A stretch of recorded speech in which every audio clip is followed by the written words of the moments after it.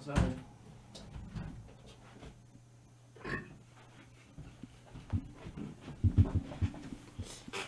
Well, it's not in your cubby. No, it's not on your cubby. It's not there. Well, it's not in the cubby. Oh, shit.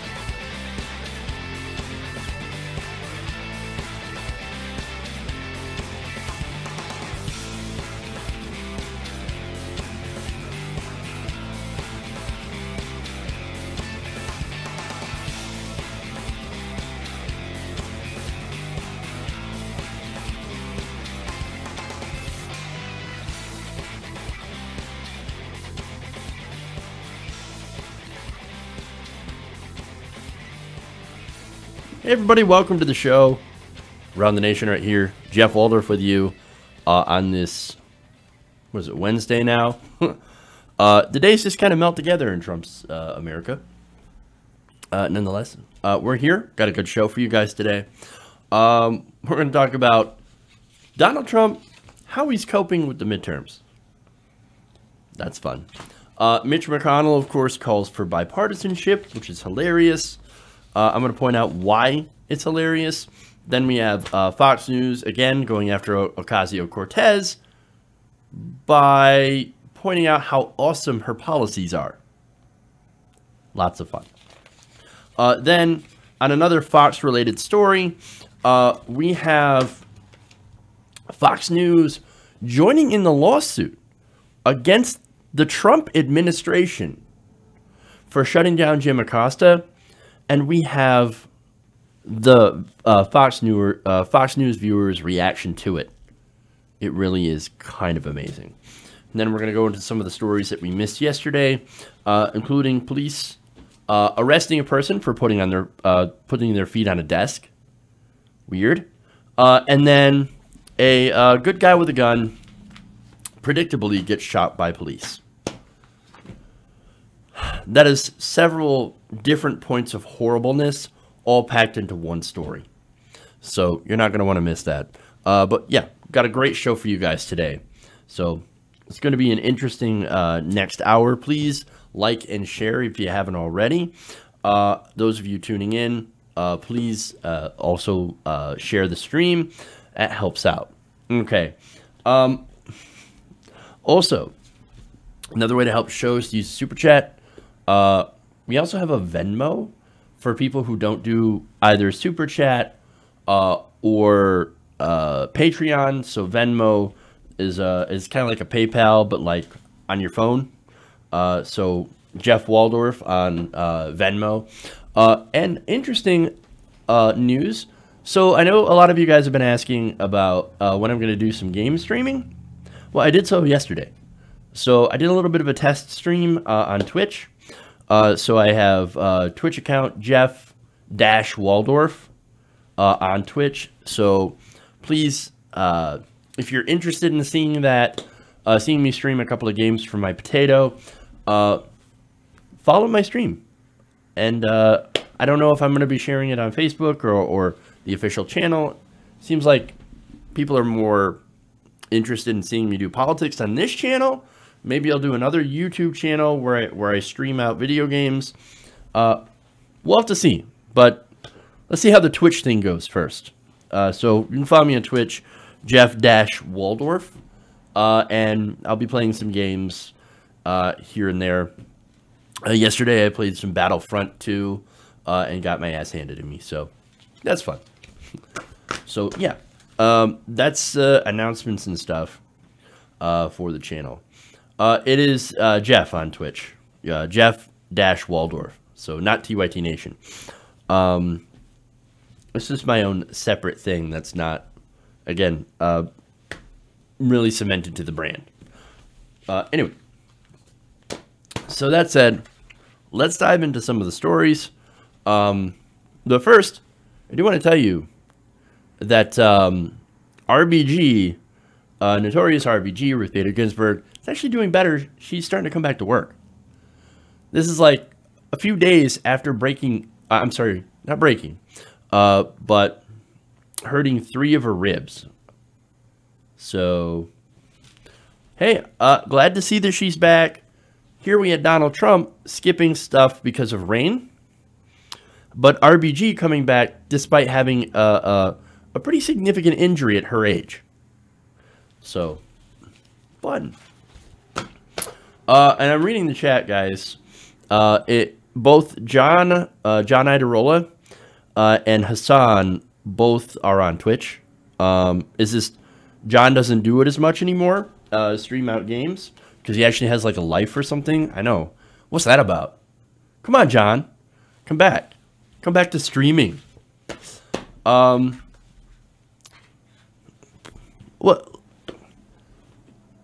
I don't know. People like watching other people play games because there is, I guess, somebody with a shared interest, and maybe that you get some game pointers, etc. So that's my guess. But I just enjoy playing the games, and if you guys want to watch and listen to my expert commentary as I get my ass handed to me, great. It's just fun. But anyway, one more thing here. We've got a super chat from Shane McAndrew who asks, this is a political question, how much of the pro-HRC crowd will realize that she was a mistake and that they shouldn't have demonized Bernie thanks to Alexandria Ocasio-Cortez? I've got an answer to that, Shane. Approximately 0% of them. Donut Twitter is, and this is what I call, maybe you could, it's not just Twitter, but I call them Donut Twitter. But there's also liberals who are not on Twitter that are very pro-HRC. they're never going to understand. They're never going to get it because they're not in that mindset. They're in that bubble. And so what they see is already you've got them attacking Alexandria Ocasio-Cortez for protesting, for going to pushing, for action on climate change in Pelosi's office, which Pelosi herself has said, I think that's inspirational. Sort of inspirational that all these young people came to my office to say that we need to tackle climate change. I think that's great.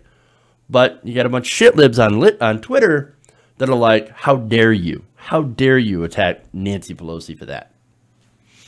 Ridiculous, right? But you just have all those people that are very pro-Pelosi, very pro-establishment, very pro-Hillary, that are never, ever going to understand it. So, anyway, I think that hopefully that answers your question. Now let's move on to the show. Let's start out with President Trump.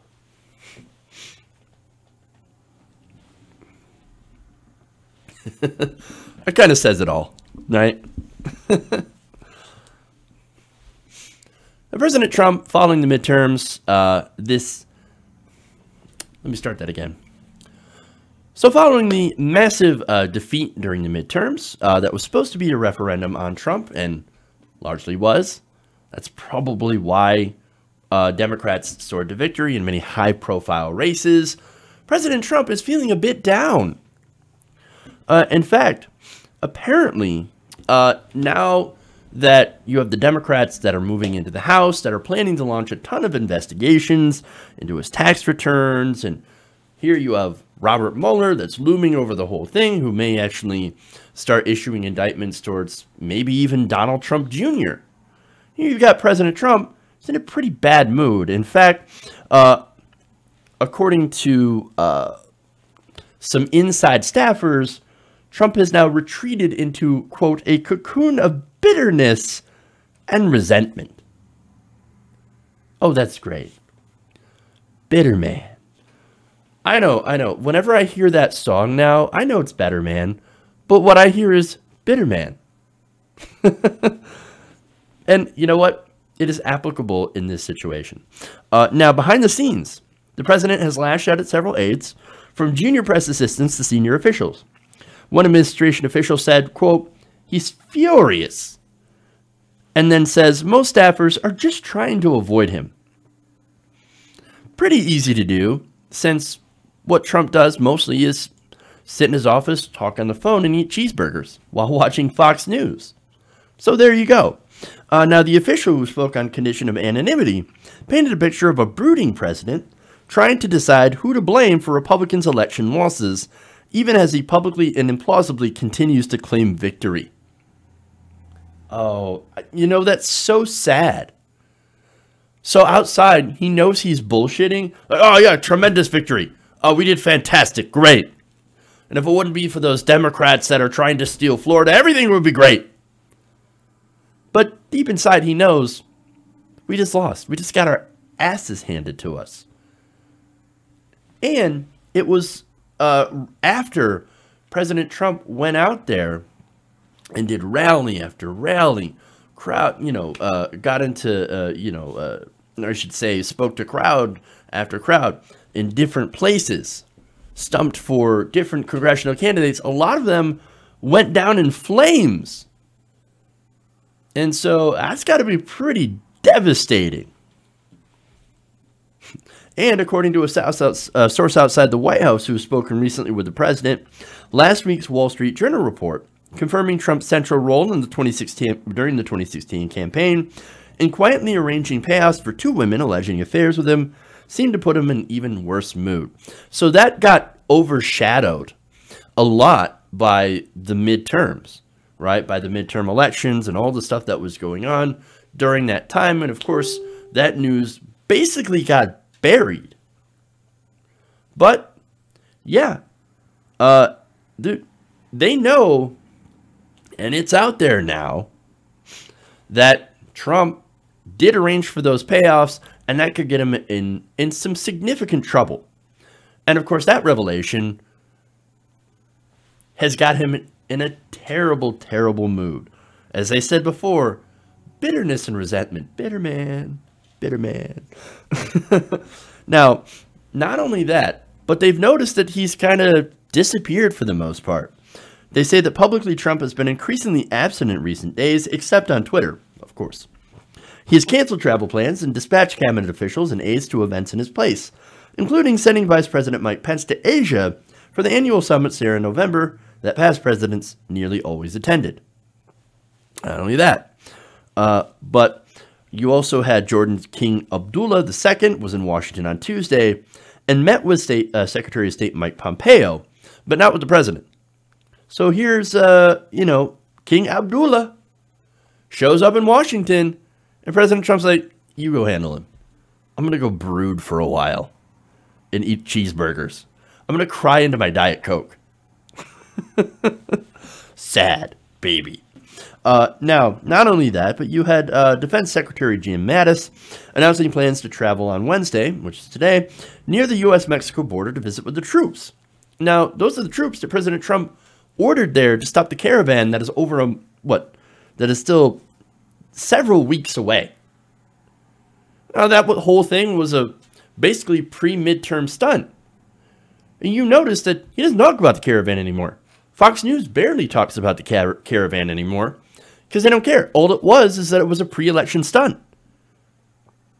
And so this could be his big, chance to go and visit and make a big spectacle of, oh, we're being so strong. Look at that. We're going to stop the immigrants. We're going to stop the caravan. He doesn't care. He doesn't care. Again, he wants to go brood and do his Diet Coke. Wonderful. Now, Trump had reportedly considered making that trip himself, but decided against it. Nor has he spoken to the caravan since the midterm elections. Now, not only that, but he's not even taking, he's not even doing any public appearances in the White House, nor does he have any scheduled activities. Apparently, on Monday, the White House called a lid, informing reporters that the president would not have any scheduled activities or appearances for the rest of the day. And look, that was just on Monday. On Tuesday, we didn't really hear a whole lot from that, from President Trump. And on Wednesday, I haven't heard much from him either. Just a few tweets here and there. And on Veterans Day, when it was expected that he was going to come out and try to appease his right-wing military base, he wasn't there either. He opted not to make the 2-mile trip to Arlington Cemetery to lay a wreath at the tomb of the unknown soldier, which, of course, is sort of a tradition in Washington. And on Tuesday, the only public appearance by Trump was a short White House ceremony marking the start of the Hindu holiday Diwali, in which he made brief comments and left without responding to questions. And in France, of course, he skipped a bunch of events. In fact, here you had Nicholas Byrne, that's the former U.S. ambassador to NATO under George W. Bush, saying, quote, not only did he barely show up, he didn't say anything that would help Americans understand the scale of the loss or the importance of avoiding another great war. Now, this is kind of what worries me, as a little bit of an aside. Him not talking about how we should avoid war and some of his past statements on, I hope we don't have a war under Obama, because, of course, that would get people under Obama to support him. Would he be above launching a war to help shore up people behind him? That's what scares me. I am very, very concerned about that, especially considering how we have really given the office of the president, the executive branch, too much power in being able to do, to launch attacks against other people, other countries. So that's scary stuff, man. And a president in this kind of dour mood, especially one as unstable as Donald Trump, you think he wouldn't? You think he wouldn't at least entertain the notion of launching an attack against someone else in order to boost his own popularity? Yeah, I don't know. That's super scary. Now, not only that, Burns also said he seemed physically and emotionally apart. It's such a striking difference between the enthusiasm he showed during the campaign and then going to Paris and sulking in his hotel room. Well, when he was in the campaign, of course, he was in a good mood because he was out doing the thing that he loved, being in front of the crowds that absolutely eat up everything that he says. The thing is that he's probably speaking to the same exact crowd, the same exact people. So, look, that is a bit problematic when it comes to bubbles, right? And the reason that I mention bubbles is because Trump lives in one. Trump lives in one, and so does his base. They don't live in the reality with the rest of us, where he is deeply, deeply unpopular to everyone who is not part of that right-wing pro-Trump Fox News crowd. And then when he realizes that, bursts his bubble. Oh, I'm not as popular as I thought. Oh, I didn't have that much of an impact. Oh, no. This is bad. And so I don't know what's going to shake him out of that mood. Now, he did try to defend himself. On Tuesday, he tweeted, quote, "By the way, when the helicopter couldn't fly to the first cemetery in France because of almost zero visibility, I suggested driving. Secret Service said no, too far from airport, and big Paris shut down." That's not true at all. Speech next day at American Cemetery in pouring rain. Little reported fake news. That wasn't pouring rain. Pictures of it show that it was very, very light rain. So there's more lying. There's lots and lots of lying here, just to try to make him look good. Now, let's talk about the Asia trip, right? So the Asia trip is actually really important as well. He sends Mike Pence. Now, the thing about that is, in Asian countries, if the leader doesn't show up, that is considered a huge affront because of course, the whole notion of saving face, right? The whole thing about face is, you know, if you don't show up, you are showing them massive disrespect. Well, that's not going to go well, especially considering trade negotiations or, you know, defensive issues, things like that. So if he's not showing up, well, he sends a pretty big message that he doesn't give a shit about any of that stuff.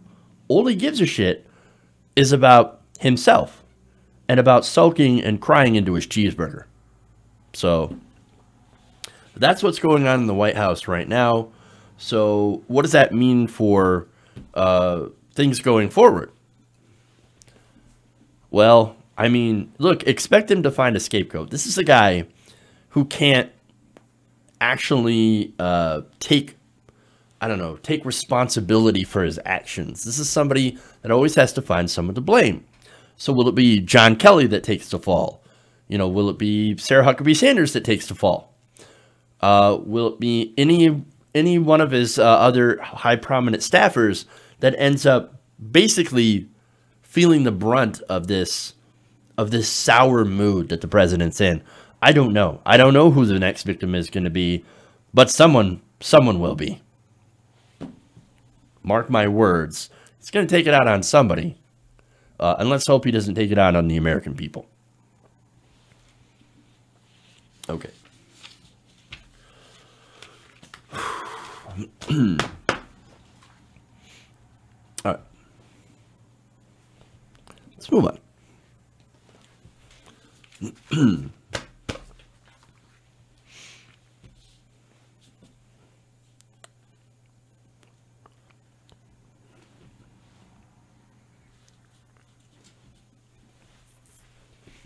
Now, following the Republicans' midterm disaster, Mitch McConnell is now trying to offer up a fake olive branch to the Democrats. Oh, this is fun. Now, he recently went to an op-ed and had it published in Fox News that basically had this headline. You're going to love this, right? That headline is, "Will Dems work with us, or simply put, partisan politics ahead of the country. Now, if you're not aware of why this is so incredibly hypocritical, I'm going to get to that point at the near the end of the segment. So I'm going to explain that. But first, of course, I'm going to read some excerpts and we're going to kind of break it down. And I'm going to show you why this is absolutely hypocritical and ridiculous. Now, first he writes, I have good news. Oh, everybody clutch your wallet. Mitch McConnell has good news. He said, reports of the death of bipartisanship in Washington have been wildly exaggerated. And looking ahead to the coming year, there will be no shortage of opportunities to continue this impressive record of cooperation across the aisle and across the Capitol. What we can make of those opportunities would depend on our Democratic colleagues. Will they choose to go it alone and simply make political points? Or will they choose to work together and actually make a difference? Now, I'm going to have to note here that whenever Democrats have reached across the aisle with Republicans and gotten legislation done, it's usually along the lines of deregulating the banks.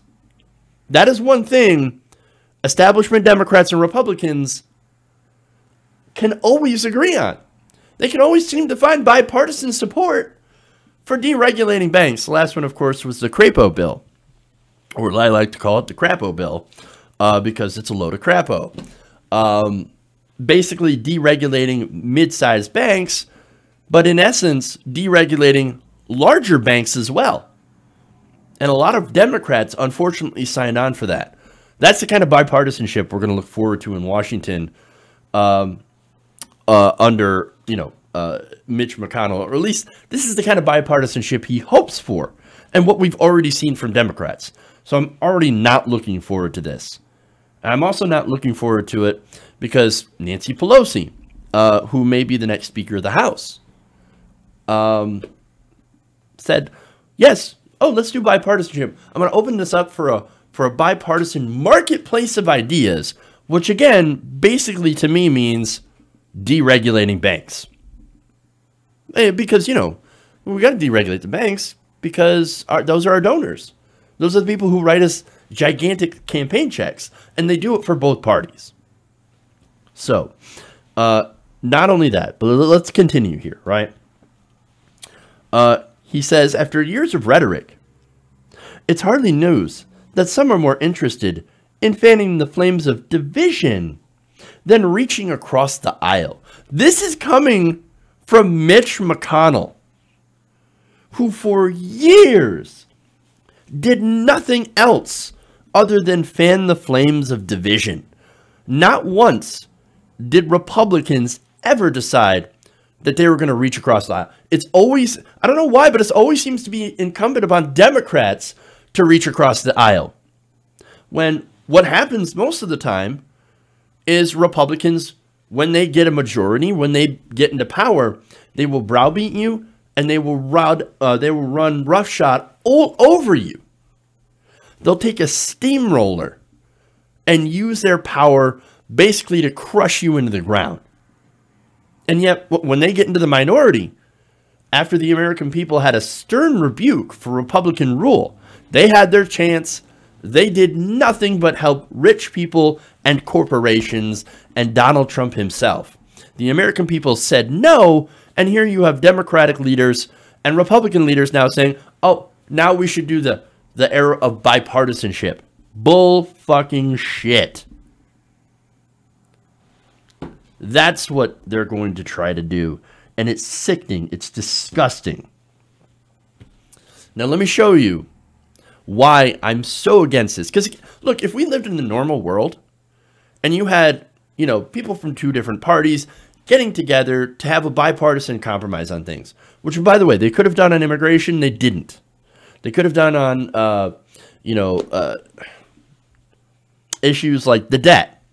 Could have gotten together to, do some tax rate, increases on the extremely wealthy, and also cut some maybe duplicative government programs, or maybe, cut the Pentagon budget just a little bit.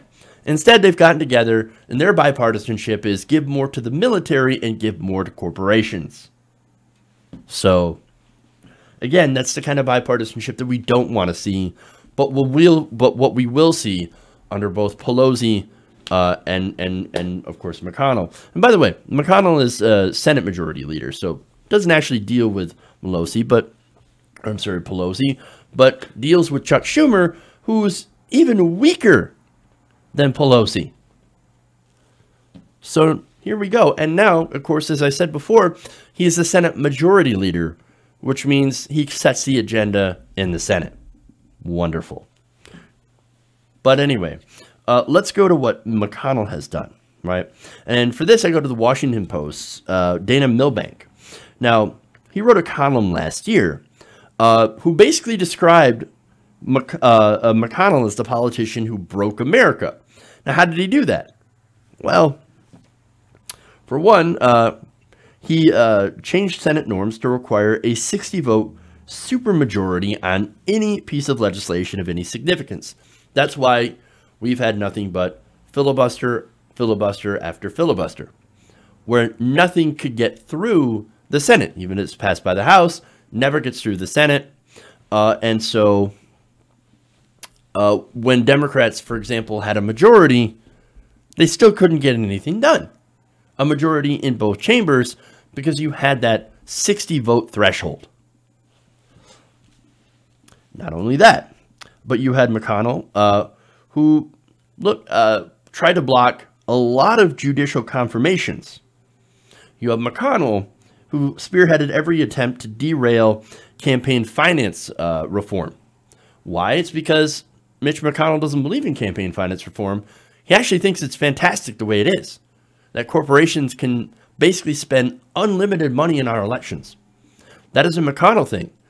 He absolutely is owned 100% by the donors. And he does whatever they want. And what they want is to stop us from putting any sort of limit on campaign spending. There's more. You also had Mitch McConnell. When President Obama first won his election, and this was a precursor to what he actually did, and maybe a lot of people wrongly thought it was rhetoric, but here's what he said. He said, I'm going to do everything that I can to make sure Barack Obama is a one-term president. And so what did he try to do? He refused to consider any compromise, even if it meant rejecting his own ideas.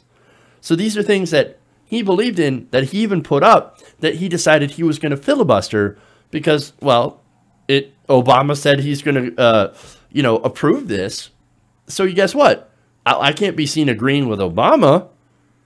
So I'm going to reject my own idea. He has done this over and over and over again. Not only that, but it was McConnell who blocked Judge Merrick Garland for about a year. A year. And of course, he had to go later on to say, well, how dare you go and try to block Judge Kavanaugh? Oh, how dare you? How dare you? Well, he was the one who blocked Merrick Garland for a year. And yet, thanks to their control of the Senate, they were able to get in their own judicial nominees. Two of them, actually. Not only that, but McConnell, he was warned about Russia's attack on the elections, but didn't do anything about it. Don't care. I don't care if anything happened. I don't care at all. So not only that, but Milbank adds, most characteristic of McConnell is his tendency to shift his views to suit current exigencies. For example, on the minimum wage, withdrawal from Iraq, earmarks, abortion, labor, and civil rights, and his adroitness at gumming up the works, forcing clerks to spend hours reading a bill aloud on the floor, opposing immigration legislation he'd encourage, asking for a vote on debt ceiling proposal, and then trying to filibuster it, urging the Obama administration to support a bipartisan debt commission, and then voting against it. Now, it's against this backdrop, of course, that McConnell decided to take this to Fox News, arguing that he believes that Democrats are more interested in fanning the flames of division than reaching across the aisle. Who's actually more interested in political points? This is projection from Mitch McConnell, who may be one of the worst people in politics today. And yes, that's even in comparison to Trump.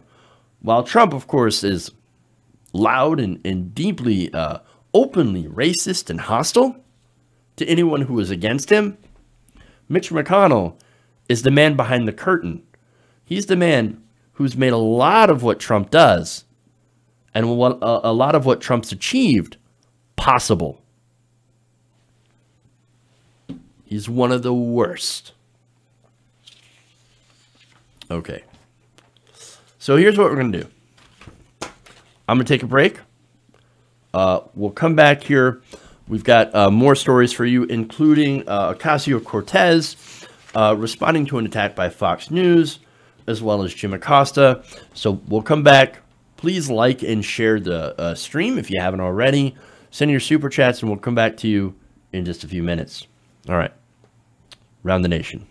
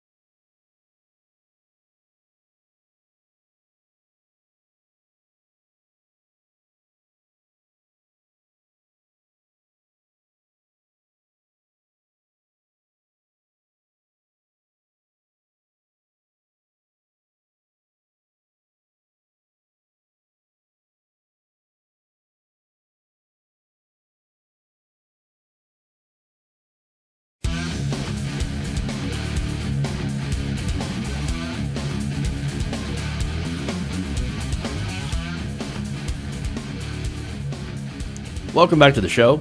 Around the Nation right here. Jeff Waldorf here with you. All right. So, please give us a like and a share. Really, really important to do that because it helps get the show out. So, let's move on. Let's go towards Fox News and Ocasio-Cortez because this is fun. All right. Let's get rid of that. That's fun. Okay. Let's see.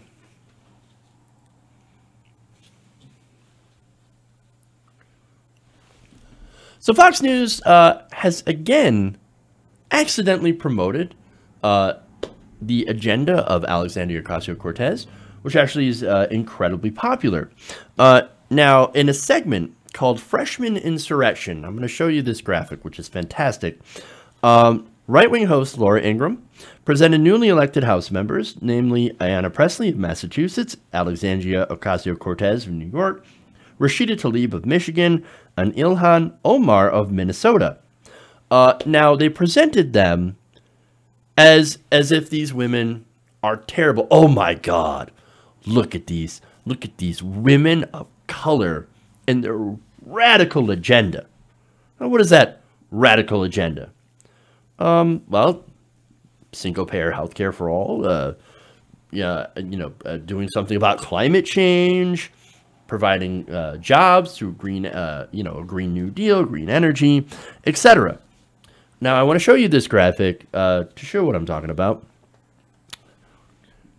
And for some reason, that didn't work. Here we go. So that's what they're saying.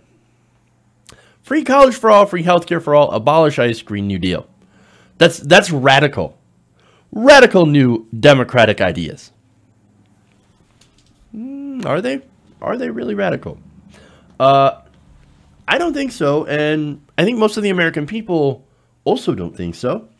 Turns out most Americans support bold climate action, Medicare for all, student loan forgiveness, and tuition-free higher education. In fact, 8 in 10, according to a poll, 8 in 10 Americans believe in climate change and want action. Now, that's not only that, but you also have a new poll that shows 70% of Americans support Medicare for all. That includes 84% of Democrats and 52% of Republicans. And not only that, but a majority of Americans back free college tuition. So where's the scary part? Where's the fear? Like, they present this like it's a bad thing, but it's actually a good thing. And I think a lot of Republicans, again, 52% of Republicans actually support Medicare for all. They don't get it. They don't get it at all. Now, I love the reaction here from Alexandria Ocasio-Cortez on this graphic. She tweeted it out, and she said, "Oh no, they discovered our vast conspiracy to take care of children and save the planet."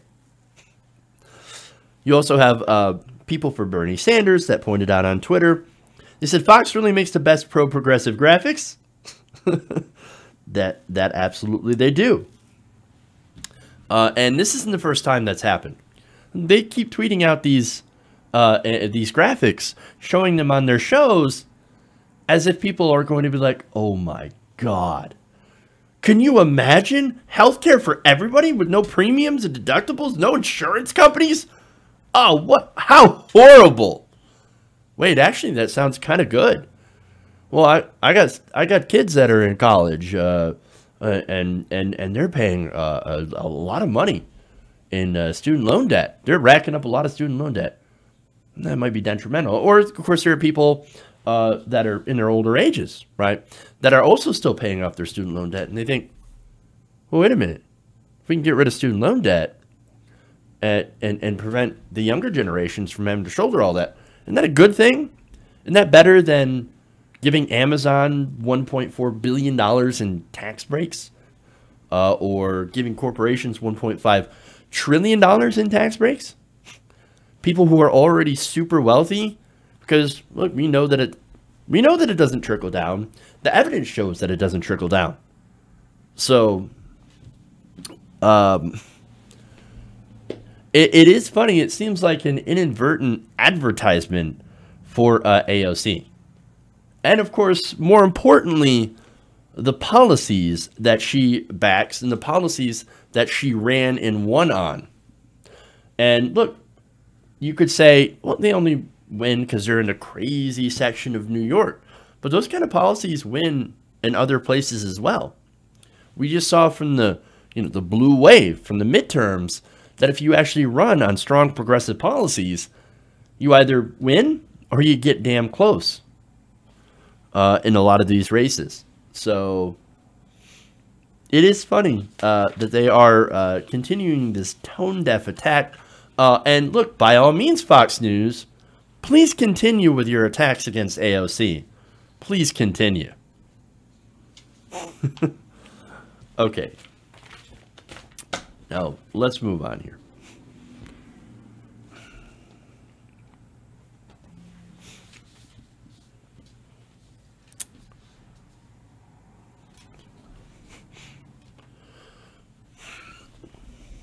So last week, Jim Acosta had his press pass revoked by the Trump administration.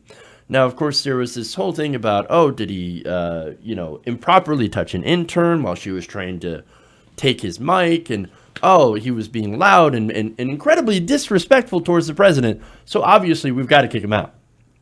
Now, following that, CNN filed an amicus brief against the Trump administration, saying that, look, we're suing to make sure that Jim Acosta gets his press pass back, because this is anti-First Amendment.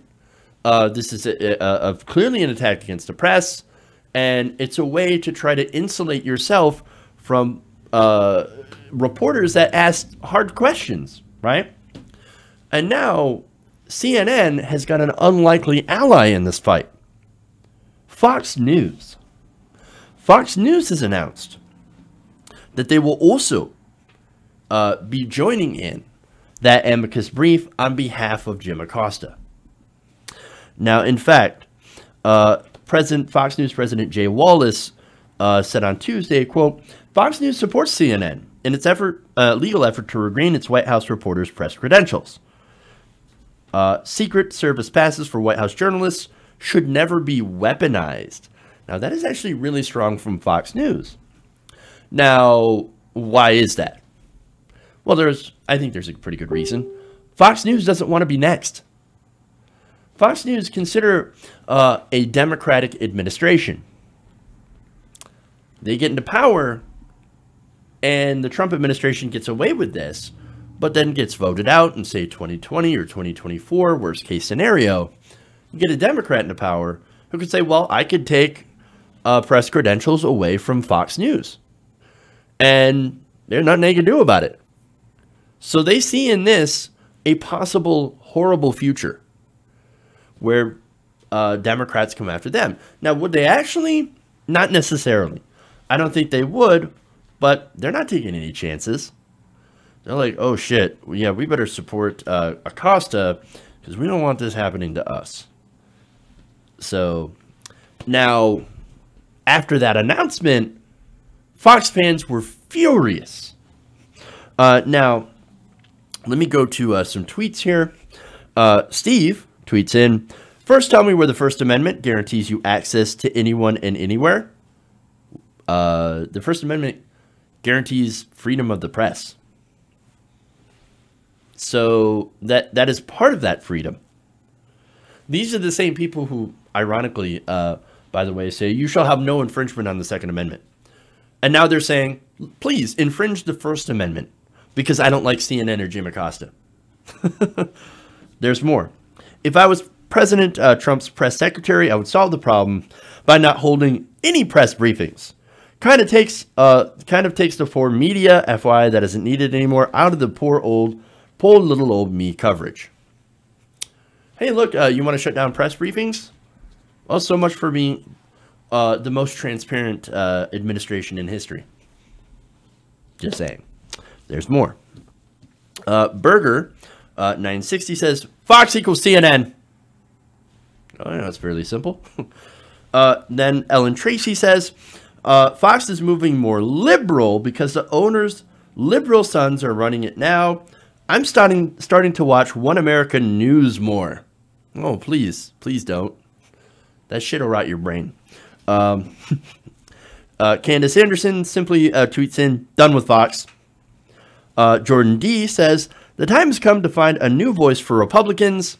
Fox News has lost its focus. If I want to hear CNN, I know where to find them. And the rest of the left-wing liberal biased media. Say it ain't so, Fox. That is hilarious, calling Fox News liberal media. Fox News liberal media? Are you fucking serious? No, they're the propaganda arm of the Republican Party. Now, if Fox News turns on Trump, that means the Republican Party is no longer benefiting from Donald Trump, and therefore, that is basically the end of Trump. There's more. Sydney Sealine says, if the Supreme Court decides Trump must accept DaCosta, which is okay, we're talking about the Supreme Court already, I hope he closes down all press briefings. Famous quote, Andrew Jackson, the Supreme Court has made their decision, let them enforce it. This is a First Amendment issue. The First Amendment guarantees you freedom of the press. You can't just shut down the press because they don't, because you don't want to answer their questions. You think their questions are bad. There's more. Cyrus Kilgore says, wow, CNN was so supportive of Fox when BHO attacked Rosen. Fox has joined the swamp. Again, Fox News sees the writing on the wall. Now, Lauren Meter Keller said Fox News should never defend such a rude and disruptive man. I agree. They should not defend Trump anymore. Oh, shit. Right. They mean Acosta. He is free to speak and write whatever he wants. We deserve orderly and respectful White House briefings. Then you might not want to invite InfoWars. They've got press passes. All right, there's more. Jason DeWitt says, so it's true. CNN controls the programming at Fox. MAGA Kofefi Trumplican said, OAN, here I come. Bye-bye, Fox Leisha. And then finally, to kind of encapsulate it, Teresa Cudia says, by the way, wants to point out that she's a proud nationalist. That's her name. Fox News, you are dead to me. Wow. They appear to be in a white hot rage over this, which is both hilarious and scary. These people live in a completely alternative world filled with alternative facts. They don't see that the media is actually an institution, a valuable institution for democracy.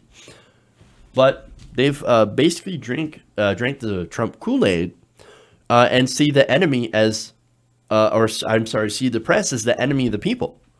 And Trump has been drilling that in their heads.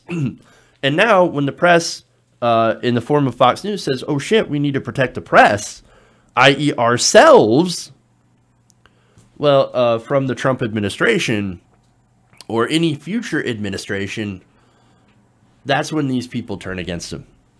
They don't believe in press freedom. They don't believe in the First Amendment. They don't believe in the Constitution. They never have. All they believe is, you better say nice things about dear leader, or we will turn on you. That is the mindset that these people have. That's what makes them dangerous. Okay. I got to get to this police story. So this is crazy. Okay.